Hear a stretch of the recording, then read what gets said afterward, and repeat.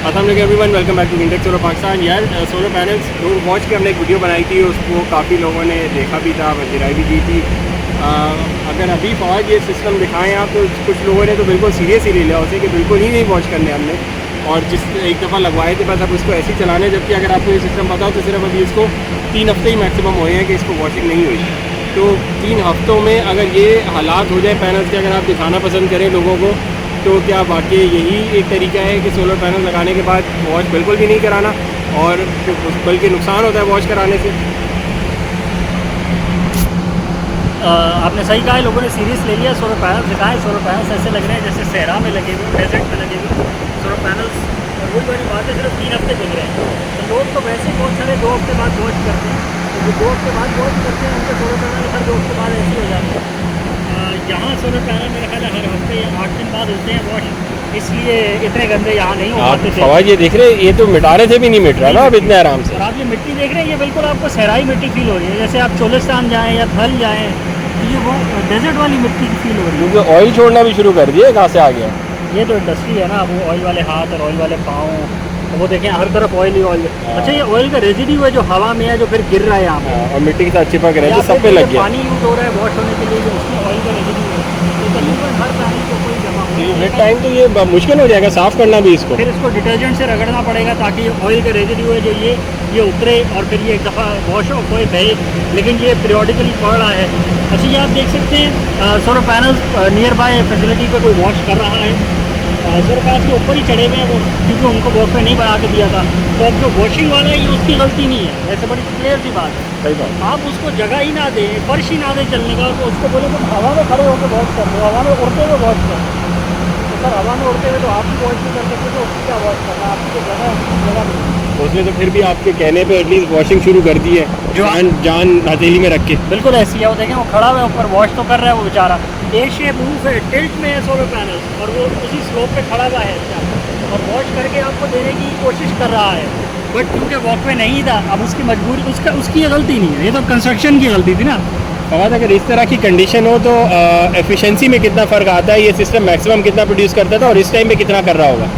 ये current state के अंदर सोलर सिस्टम जो है 25% से ज़्यादा नहीं चल पा रहा, और 25% का मतलब है कि अगर ये 100 किलोवाट का है तो ये 25 किलोवाट से ज़्यादा नहीं बना के देगा। ये कितने किलोवाट का है? 1000 किलोवाट का हो तो ये 250 किलोवाट से ज़्यादा नहीं बनाएगा। ये 250 किलोवाट का है, 258 किलोवाट का है। अभी इसमें एक्सटेंशन हो रही है, तो एक्सटेंशन होने की वजह से इस पर वॉशिंग रोक दी गई है। ठीक है। क्योंकि एक्सटेंशन काम होते वक्त आप इसको वॉश नहीं कर सकते, हैजर्ड बढ़ जाएगी, स्लिपरीनेस भी बढ़ जाएगी, और क्योंकि काम हो रहा है तो फिर आप उस वक्त वॉश नहीं कर सकते। ये इसलिए काम रुका हुआ है, यहाँ पे 3 हफ्ते हो गए और ये वॉशिंग नहीं हो पाई।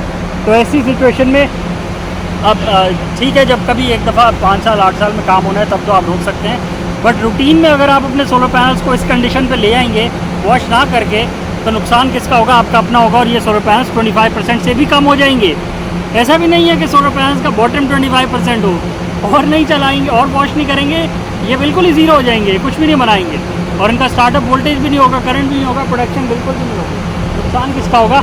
आप ही का होगा। अच्छा फवाद, ये सिस्टम ग्रीनटेक सोलर नहीं लगाया है, उन्हीं ने इंस्टॉल किया है, तो आप बताएंगे ये जो वॉकवेज हैं इसको किस तरह डिज़ाइन किया गया है, इसकी राइट से लेफ्ट विड्थ कितनी थी, और ये अगर क्या साइज़ क्या रखा गया वॉकवे का, ताकि जगह भी ज़ाया ना हो और मैक्सिमम सोलर पैनल भी लग सके। पर लॉन्ग रन में जो एक ही चीज़ काम आती है सोलर पैनल लगने के बाद, वॉशिंग, वो उनको भी इतना बड़ा इशू ना हो।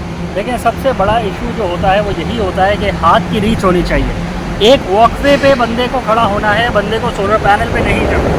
वॉशिंग करते हुए आपने ऊपर नहीं चढ़ना सोलर पैनल। अब अगर आपको ये इंश्योर करना है कि वॉशिंग आपकी वॉकवे पे खड़े होते ही हो जाए, तो अब आपके पास एक रीच है, एक बंदे की एक रीच होती है, वो डंडे के साथ जो ब्रश है जिससे वो साफ़ करते हैं क्लीनिंग ब्रश, तो उसकी एक लिमिटेड रीच होती है। अगर आप उसको बोलेंगे कि 50 फीट दूर भी जाके अपने जो स्टिक है उससे वॉश कराओ, तो वो नहीं कर सकता बेचारा, वो स्टिक लचक मारना शुरू हो जाती है, वो लहकना शुरू हो जाती है, तो वॉशिंग नहीं हो पाती। आप उसको ज़्यादा से ज़्यादा 1.5 पैनल्स का स्पैन, मैक्सिमम 2 पैनल्स का स्पैन आप दे सकते हैं। 2 पैनल्स का स्पैन बनता है 15 फीट। यहाँ से अगर आप वो वाला एज लेंगे तो 7.5 और 7.5 और 15 फीट का एज है। इससे ज़्यादा का आप उसको देंगे कि इससे ज़्यादा जाके डंडा चलाए, तो ऑफकोर्स उसके लिए मुश्किल हो जाएगा काम। वो जैसे कैसे कर सकता है वो कर देगा, नहीं तो उसके बाद वो सोलर पैनल पे चढ़ जाएगा और बोलेगा मैं वहाँ खड़ा हो जाता हूँ जाकर और वॉश कर दूंगा। ये जो डंडा चलाने का आप कह रहे हैं ये मॉप करना बहुत ज़रूरी है, सिर्फ प्रेशर वॉशर से साफ़ नहीं कर सकते? प्रेशर वॉशर का हाल तो देख लें, उंगली से नहीं बैठ रहा वो। प्रेशर वॉशर से क्या होना है, कुछ भी नहीं होना है। प्रेशर वॉशर से आप पानी मारेंगे आपको लगेगा ये सब चमक गया है, बट उसके बाद जब आप छोड़ के जाएंगे और पानी जब ड्राई ऑफ होएगा अगले दिन आपको पता लगेगा कि बहुत सारी जगह होती हैं जो रह जाती हैं।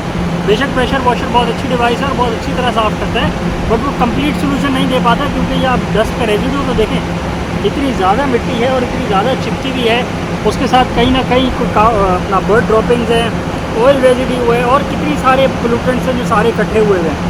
जगह जगह आप देखें आग लगी हुई है, स्मोक जला रहे हैं, चीज़ें जला रहे हैं, वो हवा में जो उड़ा रहे हैं वो सारी फिर आगे बैठती भी तो है ना कभी ना कभी, तो वो सारी चिपक गई हैं आगे और अब आपको इसको प्रॉपरली वॉश करेंगे तो ये होएगा। तो आपको वॉक पे डिज़ाइन करते हुए ये बात कंसिडरेशन में रखना बहुत ज़रूरी है कि एक इंसान ने इसको वॉश करना है।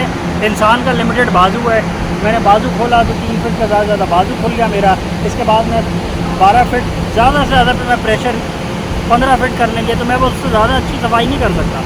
ऐसा नहीं है कि यहाँ से 8 पैनल बोलेंगे मैं यहीं से साफ़ कर दूँ, पॉसिबल ही नहीं है। बोलने को कर भी देगा वो फिर पैनल के ऊपर चढ़ के उधर पहुँच जाएगा क्लीनर, और वो जैसे ऊपर चढ़े हुए हैं फिर उन बेचारों के पास कोई ऑप्शन नहीं है, क्योंकि उनको आपने कहा है सोलर पैनल वॉश करके तो वो फिर ऊपर चढ़ के पहुँच जाते हैं वहाँ और क्लीन करके आ जाते हैं। जितनी दफ़ा सोलर पैनल पे चढ़ेंगे, ग्लास मटेरियल है, आज नहीं टूटेगा तो टूटने के चांसेस बढ़ते जाएंगे और वक्त के साथ आसानी से एक दिन आएगा कि वो क्रैक कर जाएगा। फिर लीकेज करंट के इशूज़ आएंगे और 10 किस्म के मसले आएंगे, इलेक्ट्रिफिकेशन के मसले आएंगे और सोलर पैनल की एफिशिएंसी भी गिर जाएगी, सिस्टम में फॉल्ट भी आना शुरू हो जाएगा। तो वॉकवे बनाते हुए कंसिडरेशन में ये बात रखना बहुत ज़रूरी है कि वॉकवे थ्रू एंड थ्रू होने चाहिए, पूरा सोलर सिस्टम एक्सेसिबल होना चाहिए आपके पास, और एक बंदा है जो सोलर पैनल पे चढ़े बगैर और वॉकवे पे चढ़ के आसानी से साफ़ कर ले तो वो आपका वॉकवे कामयाब है। अगर वॉकवे बनाने के बावजूद भी बंदा चढ़ा हुआ है सोलर पैनल पे ही और वो पहुंच ही नहीं सकता सोलर पैनल के कोनों तक, तो फिर वो वॉकवे में भी मसला है, फिर उसको और इम्प्रूव करें, उसको और बेहतर करें। चले वीडियो को रैप करें, बिल्कुल।